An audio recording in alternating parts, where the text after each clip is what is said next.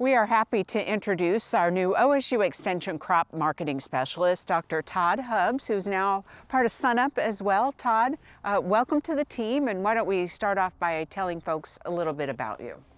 Thank you. I came from USDA in Kansas City, and prior to that I was an outlook specialist at the University of Illinois. I'm excited to be here to do crop marketing in the state of Oklahoma. This has been a very important position for SUNUP throughout the years. You're also based in the Ag Economics Department at OSU, so we're definitely glad to have you. Let's dive right in and talk about the markets and some of the things you're seeing and the WASDE report that was released this week. We did see some price bump in the futures markets and in Oklahoma prices coming out of October, November with all the trade deals that were announced.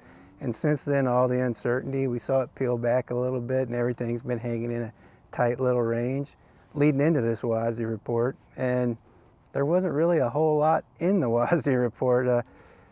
The wheat committee sort of confirmed large crops. We saw the major foreign producers, Argentina, Australia, Canada, the European Union, and Russia all had their crops raised. A lot of that was already baked in, so we didn't see a huge move in the market from it.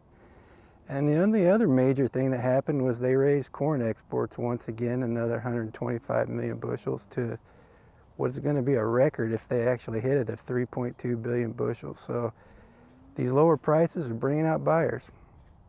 Let's dive a little bit deeper into the market impact and some of the things you're seeing currently, especially when it comes to the trade situation. Yeah, the trade uncertainty is a real problem for the ag markets right now, particularly crop markets.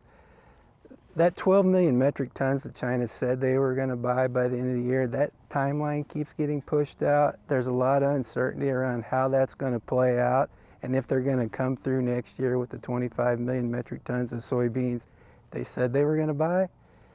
It's putting a lot of downward pressure on soybean prices. They didn't do anything to the soybean balance sheets of much note in the WASDE, and yet we still see the prices falling a bit. Here in Oklahoma, we're bumping around $10 a bushel.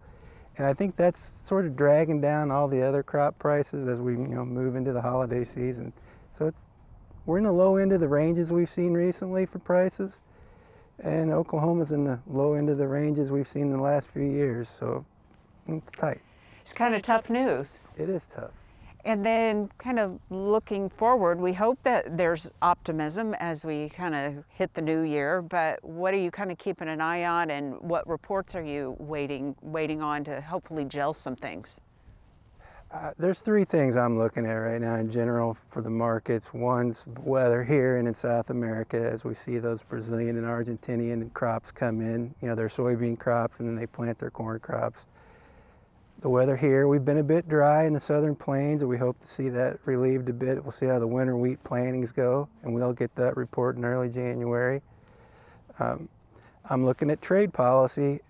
We need to see some kind of resolution to trade, and we've got a possible renegotiation of the USMCA next year. This is all out in front of us, just a load of uncertainty, and that's going to bleed into our markets for sure. And the last thing I'm looking at is biofuels policy. We've yet to get resolution on the renewable fuel standard, renewable volume obligations. Hopefully they do that in the first quarter of next year so we can start having some certainty for all the veg oil producers that make biodiesel and the ethanol producers that use corn and sorghum. So those are the things I'm looking out for. Those reports on January 12th, the stocks report, the final production numbers for the spring crops, and the wheat seedings reports are going to be big.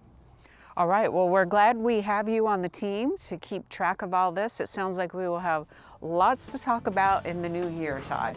Always. All right, great. We will see you again soon. Thank you.